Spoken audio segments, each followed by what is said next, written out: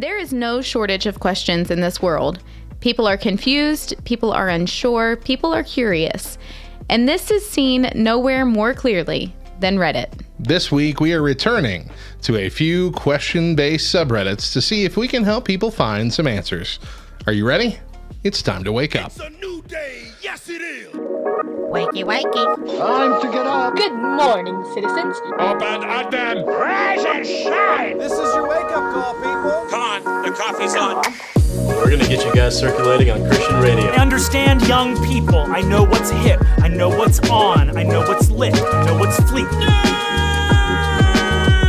What's up, my nerds? Nerds! I work with a bunch of nerds. I'm a nerd, and I'm pretty proud of it.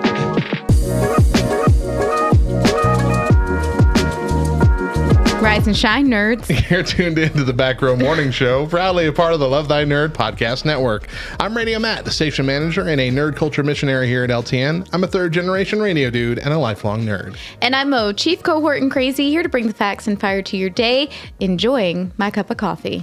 The Back Row Morning Show is a Monday through Thursday show on LTN Radio that covers a wide range of topics from all across church and pop culture, and we usually take a topic in four segments focusing on different aspects of our weekly discussion.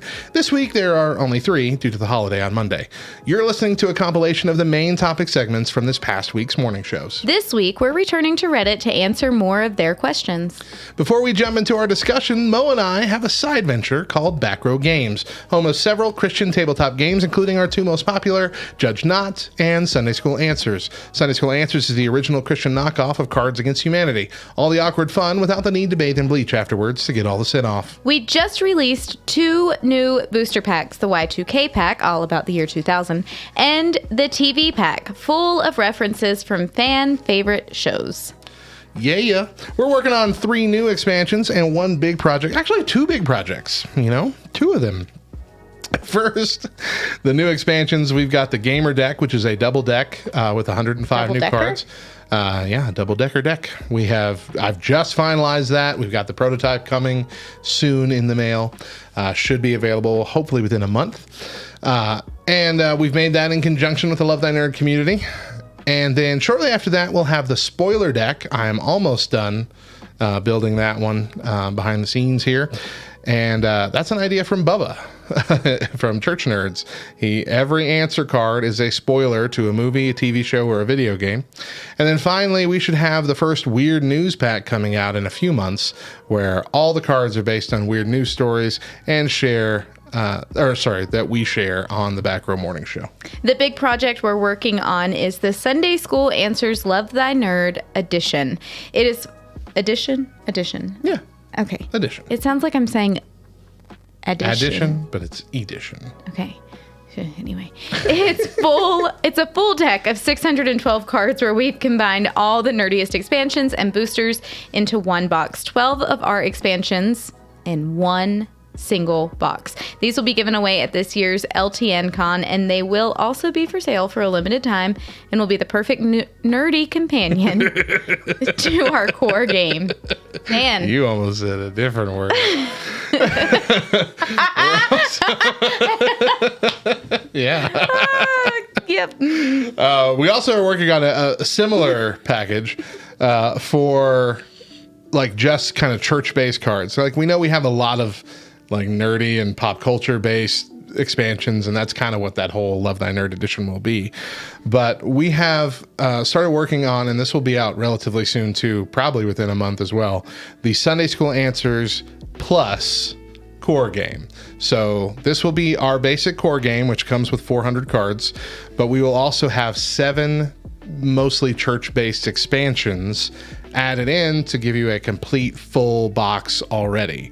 And so I don't have the list of everything that's going to be in that, but it is, obviously more expensive, but in the long run, you're saving, I think, 24% were you to buy the core deck and all of the expansions separately. So it'll be a good deal if you want to quickly build up your box full of cards. So listen for more on that. I don't have this on my script. It's just something that I started working on. We don't have a script anyway. We have an outline. And in case you didn't know, you can check it all out and get your copy of Sunday School Answers at backrowgames.com. This week, we are once again invading Reddit to answer some pressing questions. Today, we invade the subreddit No Stupid Questions to, well, see if that's true. So we're going to ask these questions and see what we think of them, give our best answer. All right. Discuss. So first question. If I buy a house, what's to stop me from immediately renting out the rooms for higher than I pay for the mortgage? Nothing. Pretty much nothing. Yeah. Like you'll have to be like you're technically a renter at that point, and so there are some rules that you have to follow and things. A landlord. Right, You're a right, landlord right, at that point. Right. Yeah. But like, and they will vary like where you live and what state you're in. But for honest. Okay, I take that back. There's also probably going to be some areas that are like in homeowners associations or whatever that don't allow that kind of thing. And some mortgage companies won't allow that kind of thing. And some insurance companies won't allow that kind of thing. But I feel like in most cases, there's nothing stopping you from doing that. Yeah. So I actually knew several people in college who did this. yeah. Yeah. It's I mean, if that's cool with you, if having two relative strangers living in your house is something you're fine with, that's a great way to pay that mortgage. And to be completely fair, I honestly think that it's also wise because, you know, when you purchase a home and you're paying the mortgage, you are the one living in it, then there are always going to be things that are going to arise that need to be fixed. yeah. Or need to be maintained, need to be taken care of. And sure, when it is you yourself that is causing the damage, regardless of how big or little it is, yeah, you're going to have to pay for it. Yeah. But when you have renters living in your home, whether you're completely renting out the entire house or you're just renting them a room, I think that it's wise to charge a little more than what most people would deem as fair or equal, because you're then basically covering the insurance cost if anything were to ever happen. Now, that being said, don't get greedy, because Right. then you become A jerk. which we had a guy in our town who was taking advantage of like Indian people, not like Native Americans, but Indians that were coming over to our town to be teachers, by renting them a room in his big house. And there was like several rooms, and charging them a ridiculous amount of money for this room, like as much as some would pay for a house to rent here in our town. And then not even like letting them do normal things like cook food. Like if it wasn't microwavable, or if you weren't bringing it out from, outside, you weren't allowed to like cook food there, which was stupid. Mm-hmm. Then he had all these rules, and he was taking advantage of the fact that they didn't really know any different.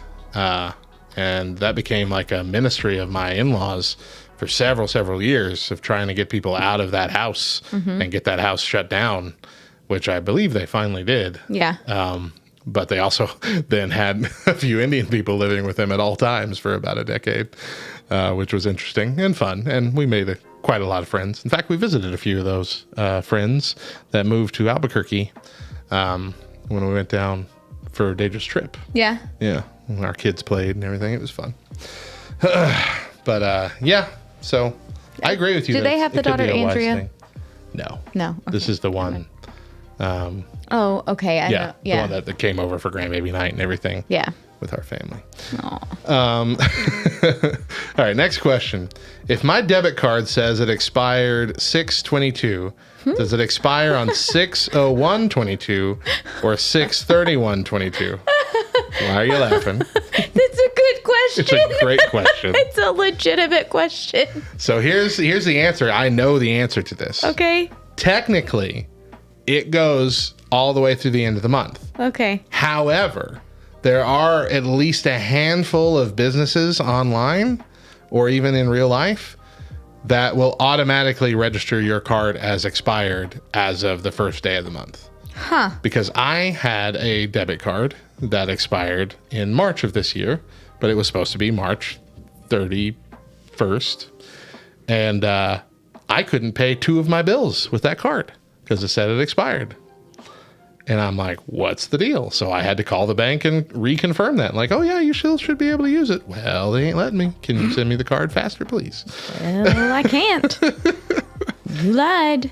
Yeah. So it's a frustrating thing. I would have never thought of this. I guess I'm just one of those people that's like, it's going to expire next month. I need to get a new one. And so before. So you just call and ask for one before they ship it out on their own? Yeah.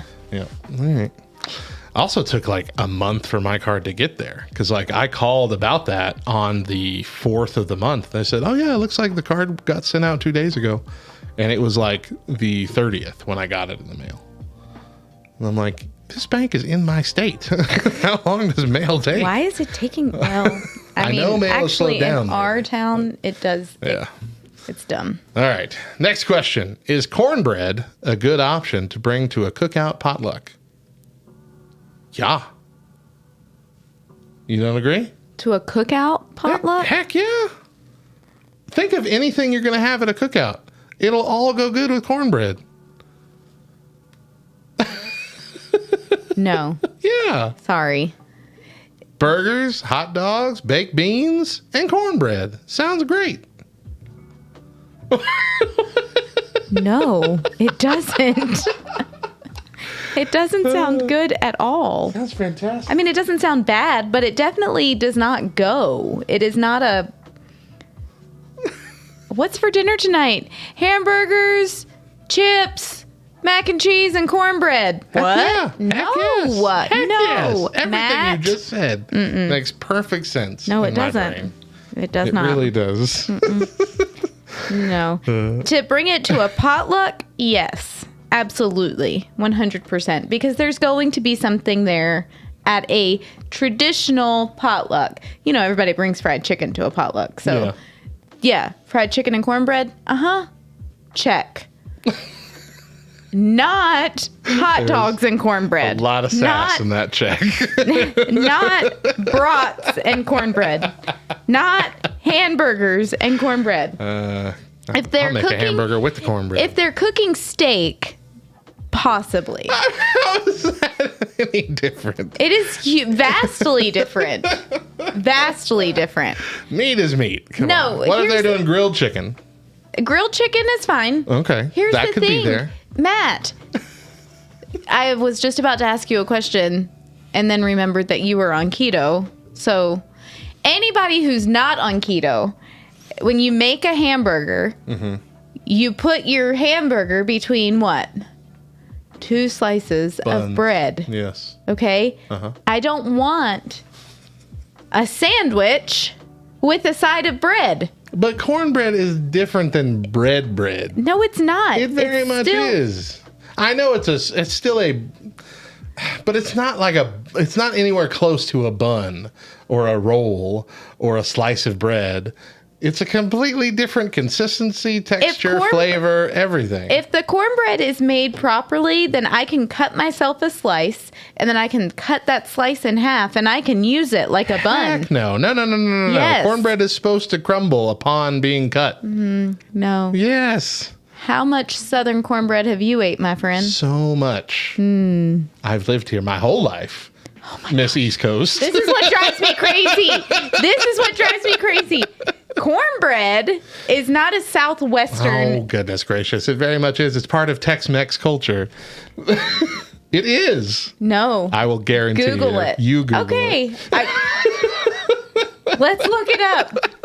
I guarantee you it started in the Southeast.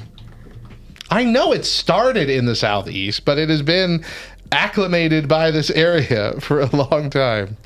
Cornbread, a Tex-Mex food. Tex-Mex cornbread, chili cheese cornbread, all kinds of cornbread. Tex-Mex cornbread. It has Tex-Mex variations cornbread. that are southwestern. I'm saying It's still the same. No, it's not. Cornbread is cornbread, Bo. no, it's not. Oh my gosh. Cornbread is not cornbread. All right, I'm going to move on before I launch you out of this office. I'll leave. Is viruses mutating a sign that evolution is real for those who don't believe in it? Okay, so here's the thing. I'm about to say something and then I'm going to have to like explain myself. Evolution is real. Things evolve over time. Things change. Things adapt. Okay? Yes. That does not mean that we evolved from apes. Just because things are constantly evolving and constantly adapting, because environment changes, whatever, that does not mean that that is where we were created. It doesn't mean that creationism is not accurate. Evolution, yes. Creation, yes. They are not separate, but they are not what the world, evolution is not what the world has created it to be. So yeah, viruses are going to evolve over time. No, that does not mean that we came from apes. So a lot of what, yes, there have been mutations, of course, of viruses, but actually I think what occurs more often than not is that there have already been these different versions of the virus. It's that some of them die out, some of them get vaccinated, vaccines, and some of them don't, and continue to grow and spread. And we think, oh, the virus changed, and it didn't really. It's just the dominant strain, became more prevalent. But still, whatever the case, what you're saying is, yes, what creationists tend to call microevolution is very much a thing. Change within a species is a thing. We see that on a regular basis. We've always seen that. Mm-hmm. That has never been in question because it's verifiable. Change from a species to another species has never been verified. You have been told in school your entire life that we have all this evidence, all this proof, this fossil record and all this, but what you haven't been told is that all of that stuff is literally changed and rewritten almost every year. What evolution is purported to be today is completely different from what it was 10 years ago, completely different from what it was 10 years before that, completely different from what Darwin said. The only problem is they don't tell you that. They don't tell you about the failings. They don't tell you about the flaws. You have that evolution of man chart where they have all the different skeletons and whatever that they found. Most of that stuff has huge flaws in it that put it in question. In fact, almost every single one of those things is in question. One of them is just a straight up human that had rickets. One of them is a straight up monkey. One of them, which is, Australopithecus, it was all, that's like the Lucy, that's the big famous one. Mm-hmm. That one was heavily based on the fact that they found a kneecap that they say came from the same skeleton. There's not a whole lot of bones, but that kneecap was something very important. What they don't tell you is that they found that kneecap 100 feet deeper in the ground and a mile away from the rest of the skeleton. There's no evidence to prove that that is a part of that. Most of these skeletons are like fragments of pieces of bone. Not full skeletons whatsoever, but they take it and they build it and they think what it's supposed to be and draw. The issue with all of this comes down to the fact that most of evolution's proofs that we have out there are based on the fact that before you even do any of the carbon dating or anything else, you already have to input where you think this lines up in time. Carbon dating, if you just do it blindly, comes back with wildly different results if you send it to several different carbon dating labs. And they've done this many, many times. They've done this on living things.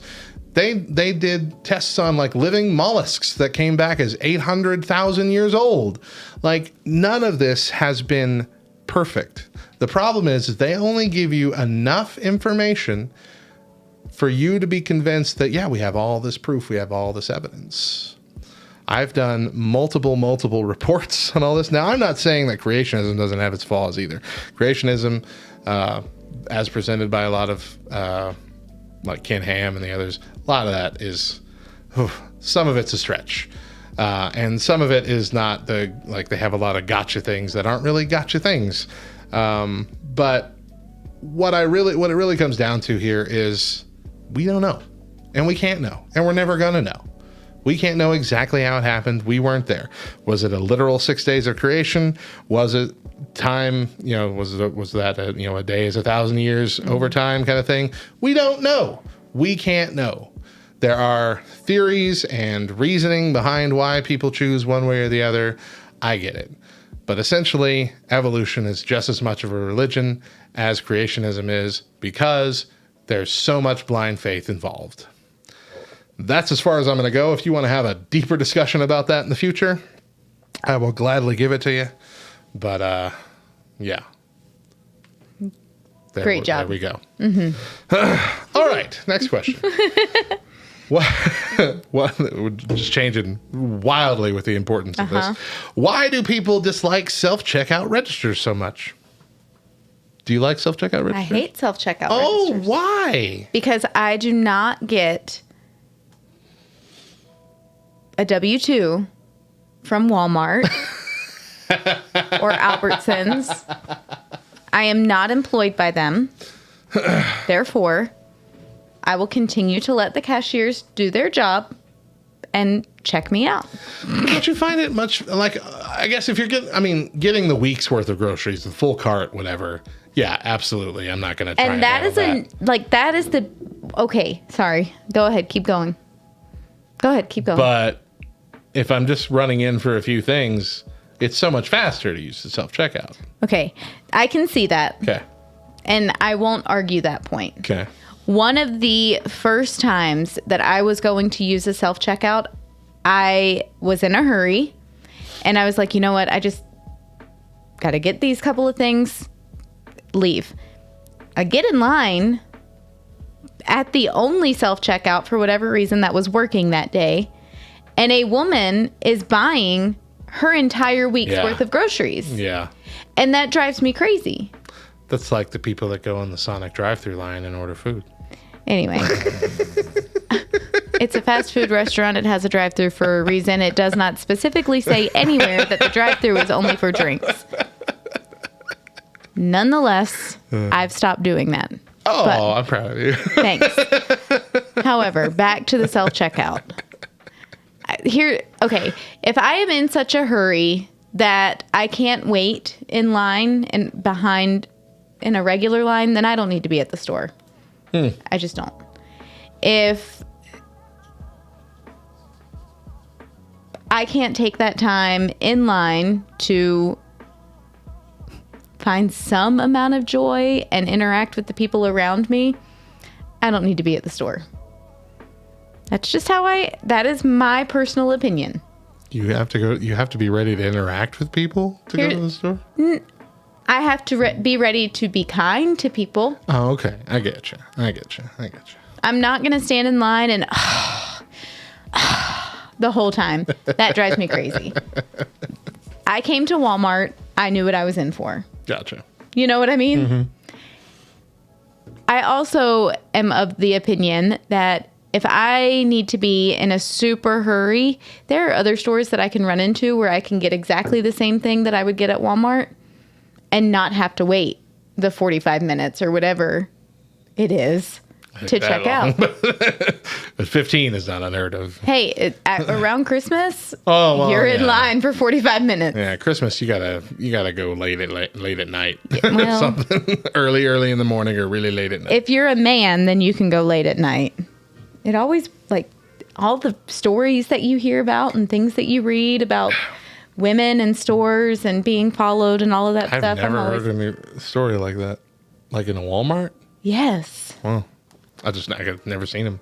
It's actually happened to Janet Berkey several times. Really? Yes. Weird. Uh-huh. So anyway, self-checkouts. Back to self-checkouts. Basically, I don't like self-checkouts because I don't work for that store.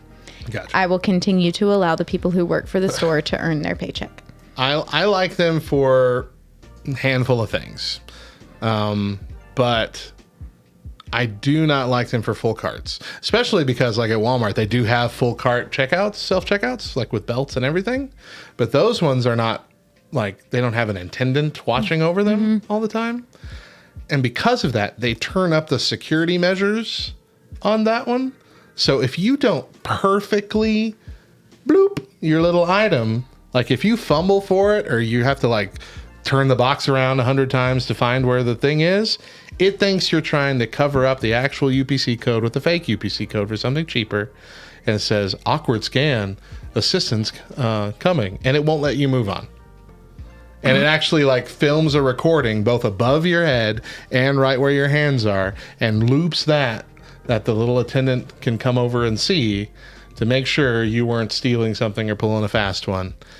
And wow. I tried that one time, and You tried to steal something No. one time? I tried that checkout one time. That happened to me 7 times on the belt, to the point where that convinced me, nope, I'm never doing this again. Yeah. This is torture. Who knows where the thing? I don't work here. Just like you said, I don't know where all the barcodes on everything Right. is. Yeah. So I had to after that 7th time, I'm like, okay, pull every individual item out very slowly, point that barcode perfectly out, stand fully back, slowly move towards it, bloop. Okay, perfect. Put it down really quickly. Okay. Sorry, I didn't mean to cut you off. Yeah, you've been doing that a lot. I know, and I keep saying I'm sorry, and I am genuinely forgive sorry. Okay, so here's something that a little bit of just a little bit of kindness that I'm going to pass on to everybody else. Okay, you okay. can choose to participate or not. But because I don't do self-checkout, and I know that the cashiers deal with a wide range of people on a regular basis. I used to work retail. I know what it's like, okay?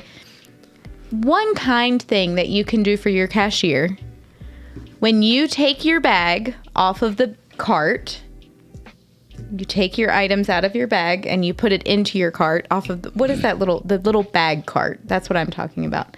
The little wheel thing that spins with all the bags on it? Uh-huh. Yeah. Open up that next bag for them. You take your bag, open up the next bag that's behind your bag. It just makes their job that much easier. I feel like the bags are supposed to do that automatically. But they don't. Okay. They don't. And I always pull it to where it's like completely open so that there's not even any question, or they don't have to reach their hand down in. It's already nice and open. They can just plop whatever's coming right inside that bag. Don't even have to worry about it. I have actually had several cashiers that have noticed me doing that, and they've stopped and they're like, thank you. That's actually really helpful. And you're welcome. All right. We're approaching 20 minutes. So let's do some rapid fire here. Okay. Are the different shapes of pasta meant to taste different? I don't know. Not really. Is it weird that I'm sad when I hurt anyone, even if they hurt me? No, that's not weird. No, it's not weird. That means you have a soul. Does anybody dance as they walk? Is dance walking a thing? Yes, I do. 100%. At Walmart, if All I'm the wearing my time. earbuds. Yeah. All the time. I do it involuntarily. It's the only way that I make it through the school day. What is the nut for in Honey Nut Cheerios? I looked it up and it says it doesn't even contain nuts, but it doesn't answer my question as to why it was there in the first place. Didn't you have this question recently? Or something similar? I don't know. Probably. You're like, It I never sounds like a tasted any question. nuts in Honey Nut Cheerios. Well, yeah. Well, that's because they're not there. I don't know why it's in there. But yeah, that's weird. What do cats think when we lick them? Who the heck is licking their cat? That's what they think. Who is licking me? Why are you licking me? What have you done? Why is it considered bad to bring up an upcoming holiday at the end of a job interview, such as I'm going on a trip, next week. So if you give me this job, I can't be here this week. So, if I were hiring the person, I would not think that it was a bad thing. Honestly, I would be thankful that they were willing to be transparent and let me know, hey, I would love to take this position, but just so you're aware, I won't be available at this point. I would think it's a great thing. But for whatever reason, bosses tend to think that those beneath them shouldn't have vacations and shouldn't take time off. So how dare you? You don't even have this job yet, and you're already talking about time off? Yeah, okay. There are some jobs that like you have to work there for a year before you even earn like vacation time. This would be the lower paying jobs like restaurants, fast food and stuff like that. Right. But at the same time, if you know that there's a wedding coming up, or you have a graduation that you have to attend or something. Right. No, I get it. I really do get that. I'm just saying, like, if you're in a high turnover position already, like you're leading a fast food restaurant, you need people that are going to be there and going to be dependable. If someone comes to you saying, "Yeah, I want to be hired, but I'm not going to be here next week," you're like, "Well, I've got 18 other people that will be here next week." Right. So, Yeah. Yeah. Like, I really think that's it. Yeah, that's fair. Now, you could not mention it, get hired, and then you're still likely to keep the job. You say, "Oh, I'm so sorry, I have this next week. Can I go to it?" And they'll be like, "Oh, well, I already hired you and did the paperwork, so sure." Yeah. But mentioning it then, it's just going to seem like, okay, this person might be a tad flaky. And so if it's a bigger company, a more adult job, quote unquote, if that's what we want to call it, it really shouldn't be an issue, like you were saying. Yeah. It might be still, but it shouldn't be. It shouldn't be. All right. What would be the worst red flag on a first date? A tan line on his left ring finger. Duffel bag full of severed heads. Okay. Are nasal strips 100% effective in preventing you from snoring? You skipped one. I was going to go back to it. Oh, sorry. So thanks no, for they're ruining not. the illusion. My bad. No, they're not. No, I they speak help. from experience. They help, but they're not. Yeah, they're not the best. Is it normal for mothers to vent to their kids? Normal, yes. Okay, no. At least in most situations, yeah. Right. And I know this from experience because that was something that kind of messed me up as a kid. Mm-hmm. My mom would do that because my dad would wall himself off from her and she didn't have any place to vent, and she's the kind of person that needs to vent. And she still does that to me today. But I'm old enough to kind of handle it better. Well, and there is, I only speak from a mother's experience because clearly I'm not a father, and so I don't know the feelings or the attachments that you feel as a father towards your children. But mothers feel this attachment to their kids. And so it's almost as if you are a part of me, so you will see things the way that I see it. Yeah. You will understand. And that's not true at all. Yeah, it's not. It's not.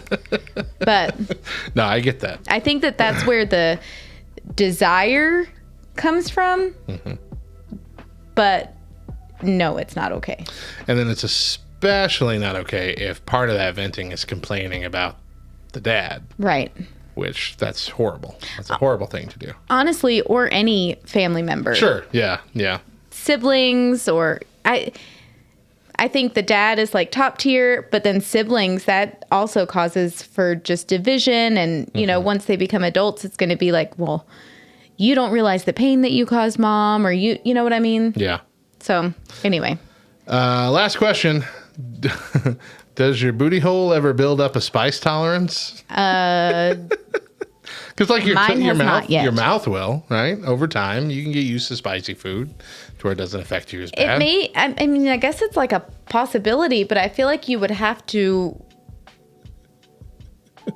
be taking in a lot of spice on a regular basis. Yeah, well, I mean, I think it must over time, or maybe it's a cultural thing. But I mean, like, I know in India they have, like, based on the food that from the Indians that we've had here, true. A lot of their stuff is dang spicy. I could not eat most of the stuff they made, but you never hear of any of them complaining about.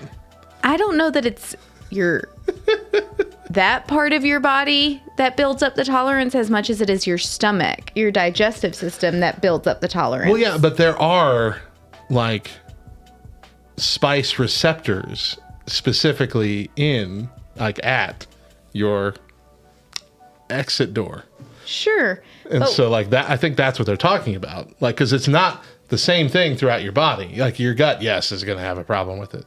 But, like, I think specifically the question is, will it ever stop burning down there like it burns in my mouth? Do those ones Okay. ever get used to it? Here's the thing. I think you've just burned them. Like they're singed. They can feel no more. Yeah. You know how like you burn your fingertips and Yeah. then you don't feel it? So as long as you just keep them burned, you're never going to feel it. So that's Guys, how they get rid of it. I think It's you not- figured it out. It's not worth it. Science. It's not worth it. Lois figured it out. Damn. Yeah. Welcome back to the Back Row Morning Show. I'm Radio Matt. And I'm Mo, and every week these 4 main segments get spread out across 4 daily morning shows on LTN Radio, and they include a lot more content, including weird news, random facts, games, challenges, rants, junk food, and more. And you can be a part of all that by following us on Twitch at twitch.tv/LTN on air, so you'll be notified when we go live. You can even be a part of the show. And make sure you catch our full morning shows every Monday through Thursday on ltnonair.com at 8 a.m. Eastern with an encore at 10. This week, we are once again invading Reddit to answer some pressing questions. Very different things. Today, we are invading the subreddit, Am I the... Jerk. I mean, the subreddit's name is the Jerk. H word to well judge people. So we're going to use the euphemism or the replacement, am I the jerk, in these stories. So these are situations. I don't know how many we'll get through, but I have several here. Situations where like they're presenting you an encounter they had where there's basically some sort of fight or disagreement, and they're trying to figure out, am I the one with the problem or am I in the right here? Okay? Mm-hmm. First up, am I the jerk for not giving up my seat for a friend? I am 16, a female, just sat for my physics final this morning. I get there around 20 minutes before it starts, and I find a pretty good seat that's not way up front, but also not in the back. We don't have an exam hall. We just pass in the classrooms. So the teacher can't really see me well. I usually sit in this spot because I tend to stress a lot if I'm way up front, but in the back, the teacher's always peering over my shoulder, so sitting in the middle is a good spot. My friend, let's call her Riley, who's also 16 and female, Her name is Kylie. comes in 5 minutes before the teacher comes over, and she is in distress. Apparently, she forgot to revise an entire chapter. I believe this is study, an entire chapter, and only found out when she got to the school. She's hysterically crying about how she's going to fail and all. Me and a couple friends comfort her, trying to reassure her that she'll be fine. She takes one look at the classroom, sees where I'm sat, and practically demands me to switch seats with her so she can pull out a little cheat sheet that we're not allowed to use at all, and at least try to make up for it. The spot she was supposed to sit in is right in front of the teacher's desk. I immediately said no and just told her to hope for the best, but I'm not going to risk making stupid mistakes for her to cheat when she was too busy partying to study for the test. She tried to just sit in my seat until I gave up, but I just wouldn't let it happen. The exam ended up being all about that one chapter. After the exam, I was waiting for my bus when she, her twin brother, and her best friend walked up to me. She screamed at me and how she's going to fail because she didn't even finish all the questions, and if I wasn't selfish and too scared of ruining my perfect streak of grades in physics, she might have done well. Most of my classmates think I should have given her my seat, but the ones closest to me say otherwise. Am I the jerk? No, you are not the jerk. Your friend is a jerk, and your friend is not your friend. Concur. I get it, though. I mean, I get it. I remember being in high school. I remember wanting to help your friends out, or, you know, somebody struggling because they forgot to study for this or that. But, I mean, at the end of the day, especially with finals, this is something that you should have taken more seriously. Am I like the only person on the planet who, as a teenager, pretty much had kind of a level head? Yeah, I was dumb and I did really stupid things, but I would have never looked at my friend and said, I failed, I did bad on this test because you didn't let me have your seat.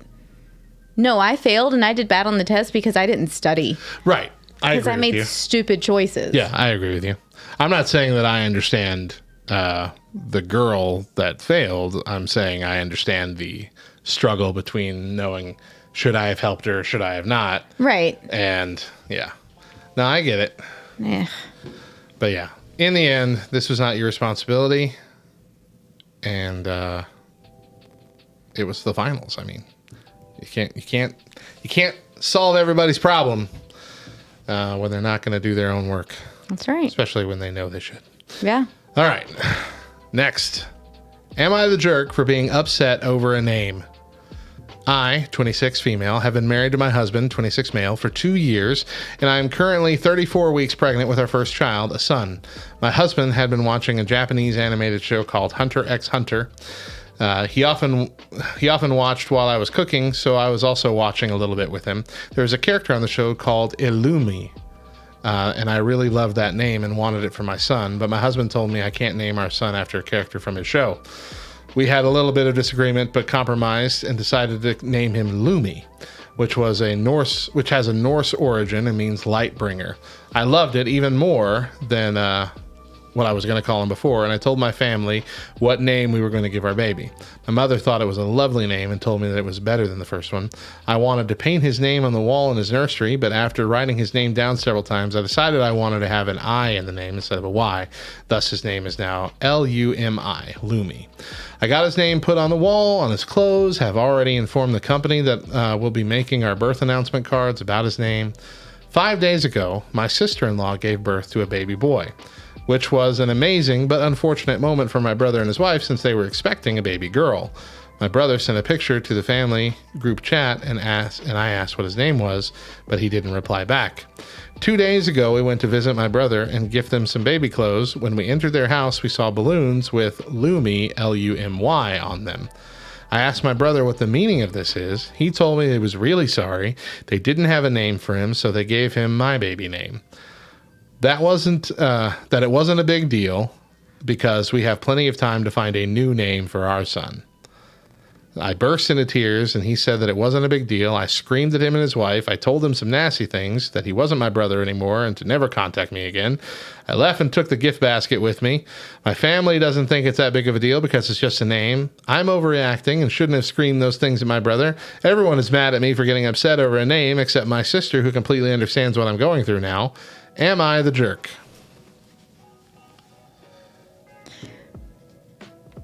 Yes and no. Yeah, I'm right there too. You are 100% valid in being upset. Mm-hmm.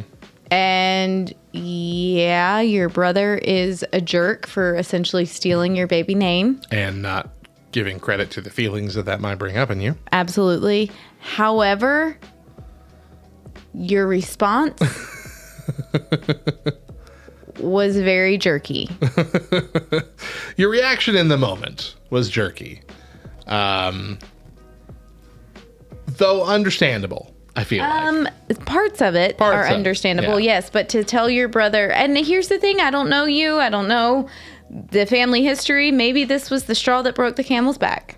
It's possible.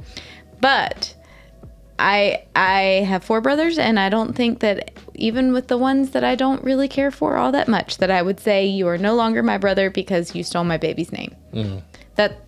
That is a bit of an overreaction. Bit far. Bit over the line. Mm-hmm. But still, as for being upset, the reasoning, very valid. Absolutely. Yeah. But I would say continue with naming your son Lumi. Lumi with an I. Yeah, Lumi. Why not? Do it. Here's the thing. Kids end up getting called different names once they're born, and we come up with nicknames for them anyway. So the likelihood that it'll be awkward and weird at family get-togethers. Just call his kid Lou every time you see him. Right. Yeah. If you start doing it, then everybody else will too. So why not? It's kind of a jerky backhanded move, but it's funny. Look, everybody, it's Lou. Hi, Lou. Hi, Lou. Don't you love the name Lou? Lou? What a great You're nickname. So cute. Everybody call him Lou. Isn't he sweet? Lou is the Lou. sweetest. All right, here we go. Mm-hmm. Am I the jerk for telling my girlfriend her behavior was embarrassing in the movie theater? My girlfriend, 25, and I, 25, decided to go to a movie theater with her friend tagging along to watch some new releases.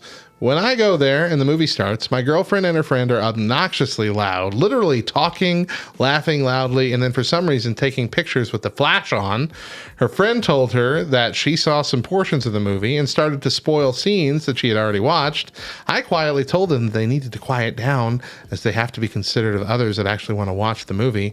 My girlfriend made a huge scene about it, telling me that she doesn't care what others want and that if they wanted to watch a movie, they should have stayed at home and not come to a public place. I told her that this was a movie theater, not a restaurant or a bar, and that if she and her friend wanted to talk to each other and spoil movies, they could just text instead of talking so loud to the point where you can barely hear the movie. Eventually, one of the people that worked there told us that we were making a huge disturbance and asked us to leave. Mind you, they had already given us a warning prior. I was ticked, to say the least. When we left, we went home. My girlfriend told me to lighten up because it was just a dumb movie and that we could just find a different theater another day. And I told her the whole thing was just awkward and it was very embarrassing how she acted in there. She told me that she felt hurt that I said that I was embarrassed because of her and that she didn't appreciate me basically telling her to shut up. Am I the jerk? No. Absolutely not. No. Also, dump that girl. Yeah. Yeah. I think this is probably one of the biggest things in relationships that causes for arguments, but it just blows my mind when one person is saying, I feel this way, these are my feelings, and they're valid.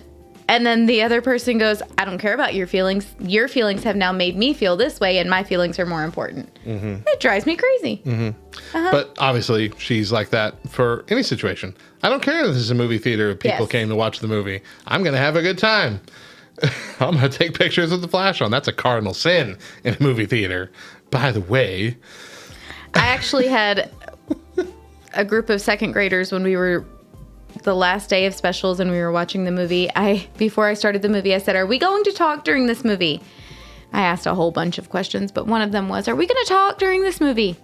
No. Are we going to get up and run around during this movie? And I had a group of little boys that were like, yes. You know, they said it under their breath. And I was like, do we talk in a movie theater? Do we get up and run around in a movie theater? And that same group of boys is like, yes. And it took everything in me to not look at them and go, and you don't belong in a movie theater. Oh, goodness gracious. There are rules. There are rules for a reason. Mm-hmm. All right. Am I the jerk for calling out my mother-in-law's lies and making her admit what she said in front of her husband and family? Here we go. Mother-in-law's family likes to treat me like absolute crap for keeping her grandkids from her. In reality, mother-in-law is welcome to visit but doesn't want to because she would have to stay in a hotel. She chooses to never video chat or call, so she's only seen my 5-year-old once and never met my 3-year-old until now. Mother-in-law also doesn't invite us to visit because she claims her husband doesn't want us in their house. I always thought that made him sound like a controlling D-bag, but whatever. We are currently in her state for a wedding. Recently, I got crap from my mother-in-law's dad about how it isn't right and we should come and see her. I replied that we aren't invited as her husband doesn't want us in the house. Well, mother-in-law's dad is a gossip, so that got around to the whole family, and mother-in-law's husband was ticked and said he never said that. Mother-in-law said it might be a misunderstanding and we should let it go. At this point, I realized she had lied about something. I said it wasn't a misunderstanding on my end. I had certainly heard her say it. Mother-in-law's husband snapped at me that while he wouldn't enjoy us visiting, he would never be controlling like that with his wife's son. Mother-in-law again said, let's move on. I refused and said she had told me that. So right now she needs to explain. Mother-in-law finally admitted that he never actually said it, but she knew how much he would hate having us in his house, and it made her sad, so she didn't want to invite us. She then got some crap from the family about being a bad mom and lying. Mother-in-law is currently furious with me. She said I should have let her change the subject, that I made her look bad, and that I took what she said too literally. Am I the jerk? No. Yeah. I don't understand, and I come from a family where this is prevalent. I don't understand the need to make pointless lies that don't accomplish anything. All of my family all of my family was like that. Like, for no reason. Just to avoid a 2-second conversation or having to explain what they meant or anything, they would just lie. To not be a bad guy. Like, if I want to say, you know, as a kid, I wanted to go to the park and they didn't want to go to the park. I said, oh, park's closed. Why not just, you can not lie. You can just say, we're not, I'm not up for that today. We can do it another day. You know, you don't have to make it a lie, but she didn't want, you know, my mom didn't want to look like a villain. My dad didn't want to look, you know, like they were saying no to me. Like, oh, we can't. Sorry. Dumb old city. Close the park. You know, little things like that. My whole life, to the point where I could start to spot them. And I'm like, why are you doing this? Yeah. Like, even today, occasionally, my mother will tell a lie. And I'm like, I know that's a lie. Why are you saying that? You know, it's not a lie. I would never. And I'm like, you always, and for your whole life. And I specifically know that that is a lie because you told me the opposite yesterday. Like, why can't you just tell me you didn't want to go to that place? Or why couldn't you just tell me that, you know, my brother didn't call or anything? Why are you building things up one way or another for no reason whatsoever? She constantly forgets what she's talking about and tells me and my wife two separate different things that will not coalesce into one thing. Like, it's obviously one of us is being lied to. And I think she's done it so long and has been a part of a family that's done it so long, she doesn't even realize she's doing it. Right. It's out of habit. It's her nature at this point. Yeah. Like, I don't understand in this situation, you know, it seems like the mother-in-law was trying to, you know, make an excuse of, well, you know, let me come down there and stay with you or whatever, because you can't come up here because my husband won't let you in the house. You know, or some excuse as to why this couldn't happen. When you could have very easily said, hey, would it be okay if I come stay with you and so that I can have a relationship with the kids? And when it's, well, what if we come stay with you? Yeah, that's an option, but I need for you to know that Tim doesn't feel 100% comfortable. It's not something that he is super excited about, so it might make it for an awkward situation. Oh, okay. Well, then in that case, yes, Mom. Just be honest. Absolutely. That might have been slightly more uncomfortable in the moment, but that would have saved you from this very uncomfortable moment. Yeah. A couple years later. Yeah. Lies always come back around to bite you in the butt somehow, some way. It's one of the things in the Bible about everything that's in the dark will be brought out to the light. Yeah. That's kind of what it's talking about. There ain't going to be no secrets. There's no secrets from God. Eventually, all your dirty laundry will be aired out. So maybe make less dirty laundry. He says, knowing that he's just as much of a problem as anybody else. Yeah, whatever. Let's see here. How long have we been going? Let's do one more. I think we only have one more. No, we have two. Oh. I'm going to skip the big one. All right, last one. Am I the jerk for objecting at my sister's wedding? Okay.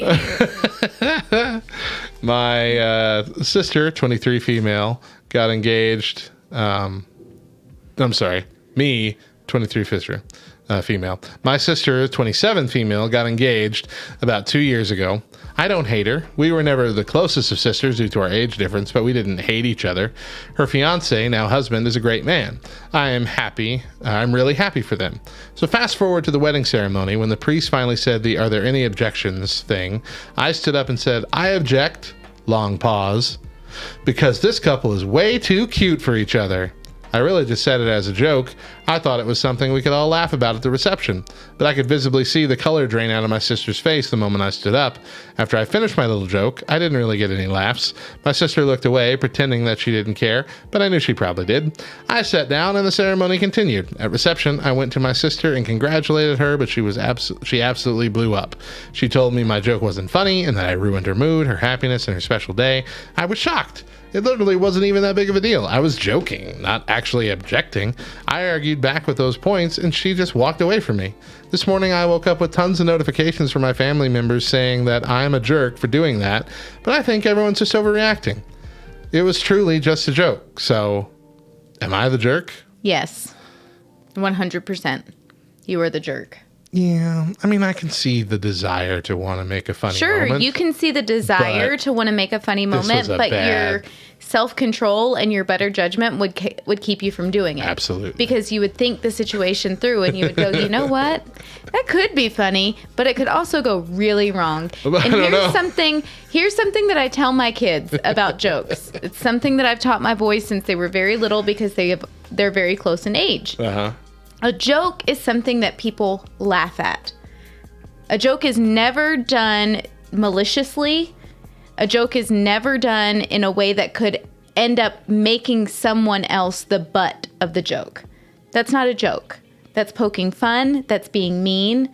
That's not funny. Teasing. Essentially, it's being a bully. Essentially. Essentially, it's being a bully. Yeah. Yeah. I And agree. so that's something that I've had to teach my own boys because we all kind of have that nature inside of us to be kind of a mean joke and think Sure. it's going to come out as something funny. Everybody's going to think it's hilarious. But even if one person doesn't think it's hilarious, it's not a joke. And that's something you have to think things through. You have to take that moment. Her long pause should have been before she said, I object. Her long pause should have been, should I do this? How could this go? Play it out in your head. Take all the scenarios and then decide, is it worth it? I think there are too many people that still do think that through, but only think of the fact that, yeah, this is going to be freaking hilarious. This whole place is going to start rolling in laughter. And they're jerks. And that's the Michael Scott character on The They're Office. jerks. To me, this screams that she was having like an inferior complex in that moment. Her sister needed to was be the about center her. of attention. Yeah. Yeah. It was her wedding day, and she somehow needed the attention on her. And I think there is a place for mean jokes, but only with people that you're extremely close with, and you're clearly not extremely close with this sister. You said so. You said yourself. so. Yeah. You don't hate each other, but you're not really close. Yeah. Like, you got to earn the right for mean jokes. You got to earn that friendship or that relationship. Like Mo and I. Well, and even it's funny because we've said this before. You and I don't even mean joke with each other very often. Not harsh anyway. No, you and Hillary. Me and Hillary, mean joke. Mean joke. And it gets to the point where when I hear these mean jokes, I get very defensive of you. Like, to the point where I'm like, she better watch herself. I'm going to fight somebody. But I know that that's just the relationship that the two of you have. John, her husband, and he was my friend before he met her, is just constantly in the middle going, will you guys please just stop? One day, one of you are going to say something that really hurts the other one's feelings, and I'm going to be torn. I understand that feeling. I get it. Like, he's known you longer. You've been his friend, but that's his wife. We've moved slightly closer to just like negative comments. Yeah. Like, negative compliments. Okay. So instead of insults, it's more like, you don't look awful today. Yeah. When your Celebrate Recovery closed down, and Cipriano and I came to that night, the last Celebrate Recovery night, and Hillary got up and said a few words about you the whole time. I was like, she better not say anything negative. She better not say anything negative. Now is not the time. Now is not the place. She better not say anything negative. If she says something negative, I'm gonna end up saying something. It was bad. It was really bad. Yeah, and she didn't. She Said didn't. some I of the was most very complimentary I know. things she's ever said to me. It was actually one of those times where she sat down and I was like, Lord, are you coming back? Is this the day that it happened? I forced her to hug me. Yes, you I was did. so touched. Wow. Anyway, so all of that to say, it also depends on the people Yeah. the person, the relationship, the history. Not even the best of friends can speak negatively to each other. I would deck you in your face if you had objected at my wedding.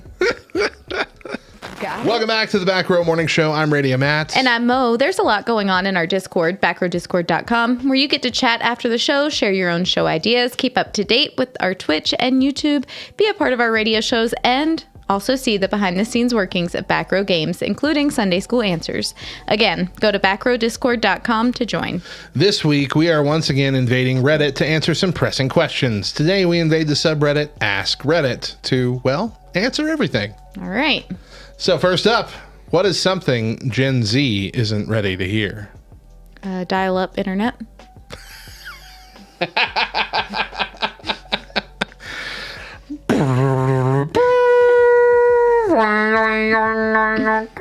Oh, here's another one. The busy signal.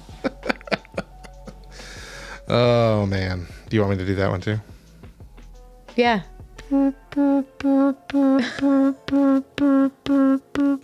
That was so annoying when you really had to get a hold of somebody. Get off the phone! Like it was an emergency. Yes. And the only thing you could do was just keep calling. Keep calling. The number you have dialed. Blah, blah, blah, blah, blah, blah, blah. Yep. Shut up. But I like my answers. I don't care what you say. Not quite the question, I don't think. That's Something Gen Z isn't ready to hear. That's a good question. I gave two very acceptable answers. Yeah. I'm not going to dive any deeper into it. That's a good question and good answers. All right. Thank you. What did you find out about one of your loved ones after they passed away? Did you find out anything about your loved ones after they passed away? Doesn't have to be scandalous. No. Something nice. Really, the only thing that I think I found out,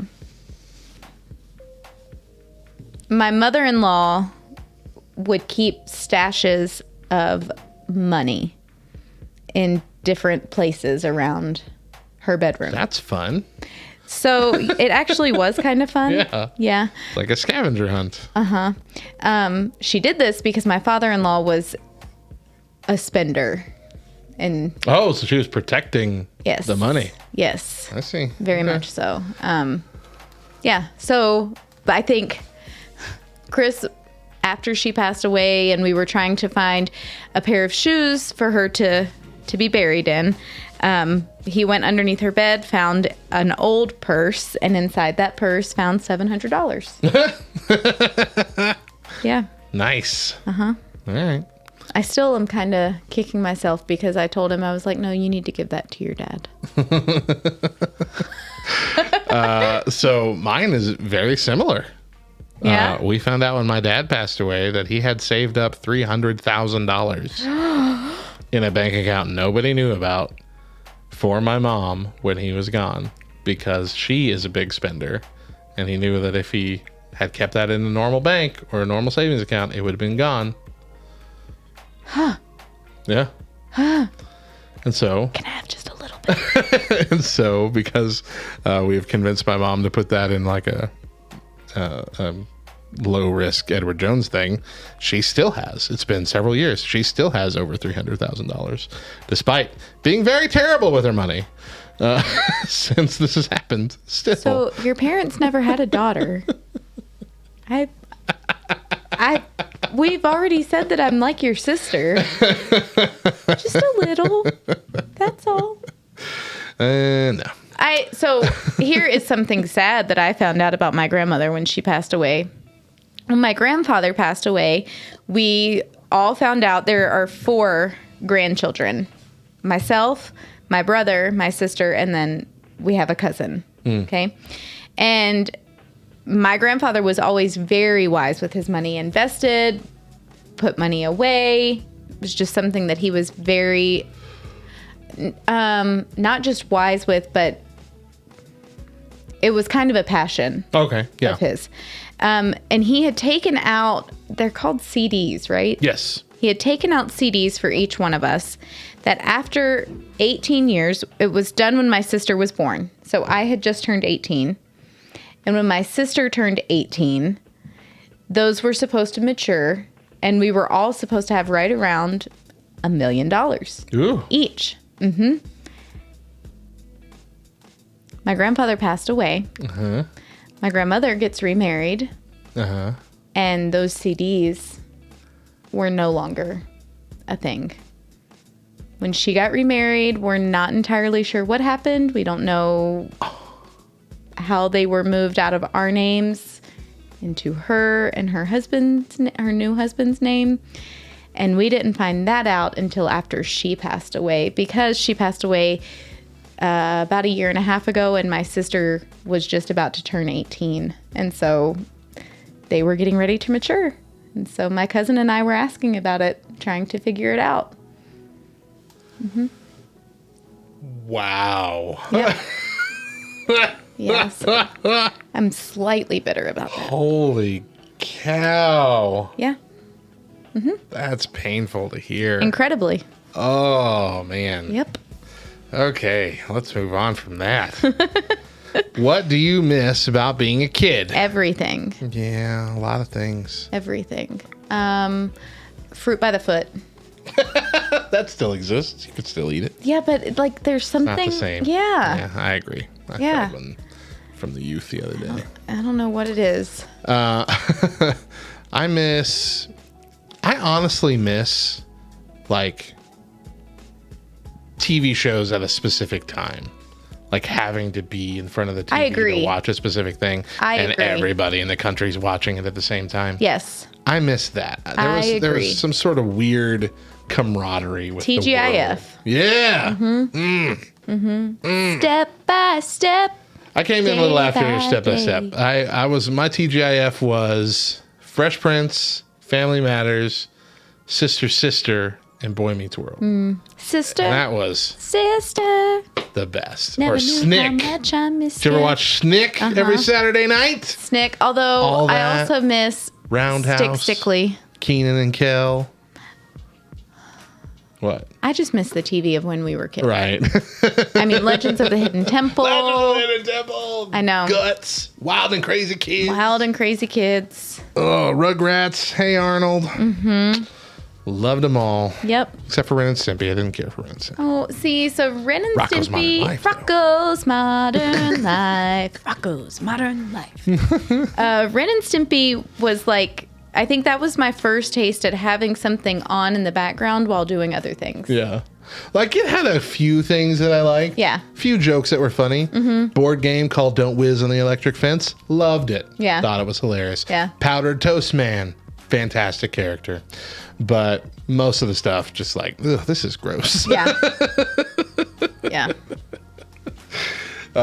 What song really needs to be turned up to 11 for you? So I assume that means like loud. Yeah. Okay, right now it's Kelly Clarkson's Broken But Beautiful. Okay. So that's like a soft, like not a soft, but that's not like a party song, right? No, it's not really a More party like song. more like No. a self Affirmation. affirmation anthem. Kind of, yeah. I'm gonna go with "Guards" by Lael, Lael. Very not well known Christian artist, but the song "Guards" is just it's a straight freaking love song bop, and singing it at the top of my lungs is one of my favorite things right now. Yeah. It's such That's a good how I song. feel about Broken But Beautiful. Yeah. Yeah. I was singing it earlier today, actually. Also, school's out for summer. Get out of here. What's the biggest waste of money? Oh.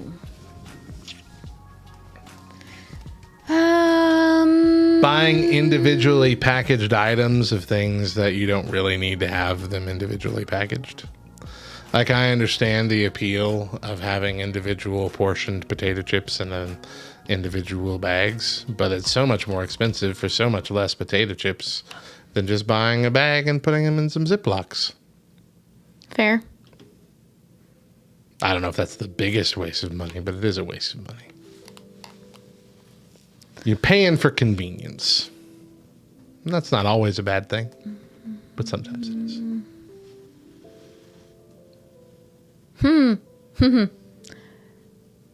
95% of the time, the warranty. Yeah. Or even like car insurance for rental cars. Yeah. Your credit card will cover it all. Yeah. But I go too far. I buy that insurance that's like, I could bring this back in a fiery heap and you're not going to charge me a dime. Yeah. So I can just treat it however I want. That's fair. That's fair. 95% of the time, buying the extended warranty on anything is just a waste of money. However, Garbage. we bought a hot tub last year, and that daggone thing, I told Chris from the beginning, we're getting the warranty. And he's like, Dave Ramsey says it's a waste of money. And I'm like, Dave Ramsey isn't always 100% accurate. How dare you? Here's the thing.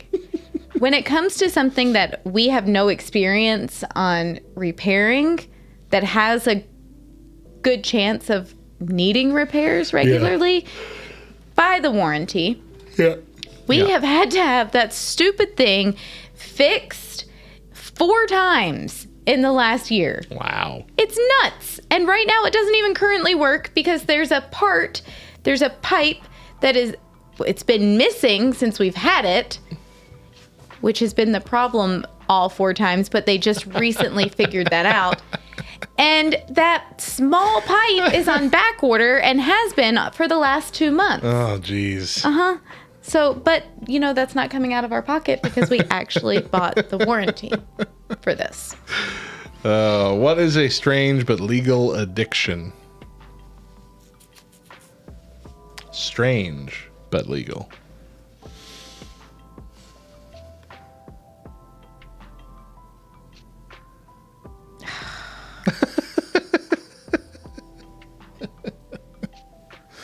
That's a hard question to answer off the top of the back.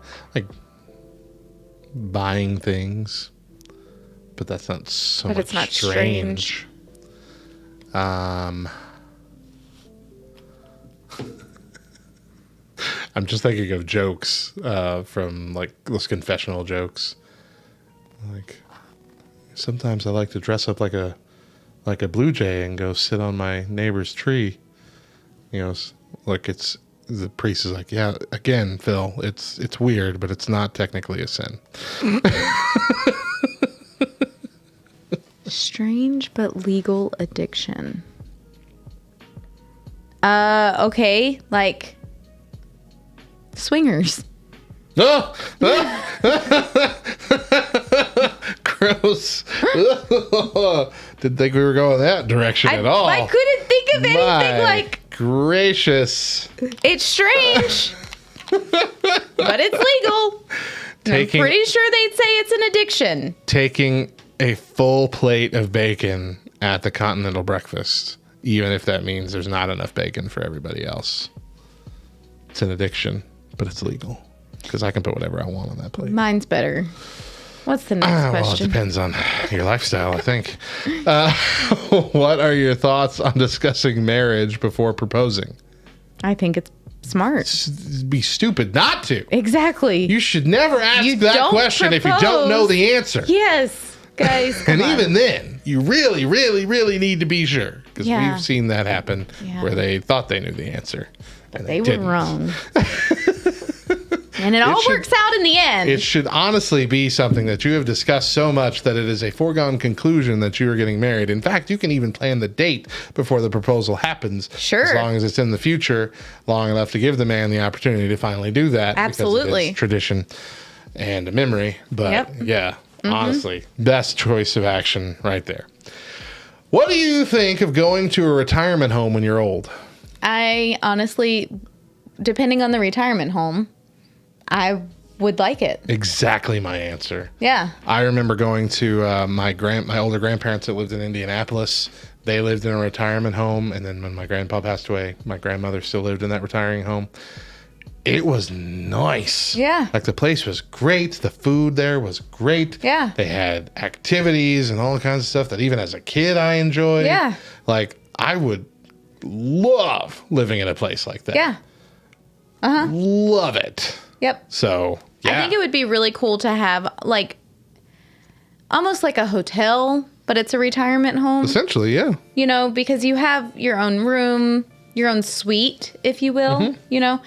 But you're in a building with other people that are in the same stage of life as you and have the same goals that you have, the same interests that you have. And yeah, there's bingo night or there's whatever, ticket to ride night. I don't know. Yeah. I love the idea. Whether that be me and my wife or if my wife had passed on and it was just me, I'd still love it. Yeah. I think either case. For sure. All right. Socially awkward people. What are your thoughts when you walk in public? So you're not socially awkward, right? Not So particularly. I'm socially awkward. And my thoughts are I'm the main character of the story and everybody's staring at me. I better look not so weird. And that's never the case, and nobody cares about me. But your brain cannot turn off that awkward feeling. And so that's why I try to look cool when I say hi to people. Howdy. And I wound up saying howdy. Tip my head like I have a hat on, but I don't. It's fair. It's very uncomfortable, which is why most of the time I put my earbuds in and I just ignore everybody. And then if someone's like trying to get my attention, I'm like, oh, I'm so sorry. I had the music on. I couldn't hear you. Are you optimistic about the future? Why or why not? Yes. Yeah. I'm typically an optimistic person anyway. Yeah. And I've kind of always lived my life under the mentality of worst case scenario, God comes back. And that's really not a terrible scenario. So, And my why is, why not? yeah. I mean, how's there you it going to help any if I'm not optimistic about the future? If I'm just dreading everything, then it's going to force life to be awful. Be optimistic. You can be let down, sure, but that doesn't mean that you're always going to be let down. go. Right. You have good days. Things are going to be okay. Yep. God's still in control. We're good. But here's the thing. If you're constantly negative and you're stuck in that negative mindset, then you're never going to have a good day. Absolutely. Pardon me. All right, two more. People who have been in a relationship for a long time, how often do you say I love you to your significant other? Multiple times a day. Yep, still. Very much. Before I leave any room or any phone conversation, always. Even multiple times throughout a text message in the day. Just, hey, love you. Yep. I think should be a common thing. Yep. Last one. Done for the day. What is the first thing you'll do when you get home? Take off my bra. Take off my pants. And that's going to do it for the Back Row Morning Show. We hope you enjoyed our discussions and hope you'll join us again next week. Remember that we air our full morning shows first exclusively on LTN Radio, LTNOnAir.com, every Monday through Thursday at 8 a.m. Eastern with an encore at 10 a.m. But if you miss a day or just can't catch the show live, you can find our full shows and our weekly main podcast by searching the Back Row Morning Show on Spotify, Apple Podcast, all the podcast apps. Subscribe, rate 5 stars, and leave a review because we want you to, and it'd be helpful. Check out lovethynerd.com. It's positively jam-packed with articles, podcasts, and videos that cover a wide range of nerdy topics. And just like any ministry, we are largely supported by those willing to partner with us financially. As one of the newest staff members of LTN and a part-time nerd culture missionary, I'm looking to build my support team to help this radio station grow and to help my family financially as I pour more focus into all I get to do for LTN. For more information, visit lovethynerd.com/Radio Matt. Reach out to me directly if you'd like. Love Thy Nerd is a qualifying 501c3 nonprofit organization, and your gift is tax deductible. And as always, make sure you're following us on all the socials. We're on the Book, the Twit, the Gram, and the Talk. Just search for @TheBackRowLTN to connect with us. Once again, I'm Radio Matt. And I'm Mo. And remember, if nobody else tells you, we promise it's true. Jesus loves you, nerd.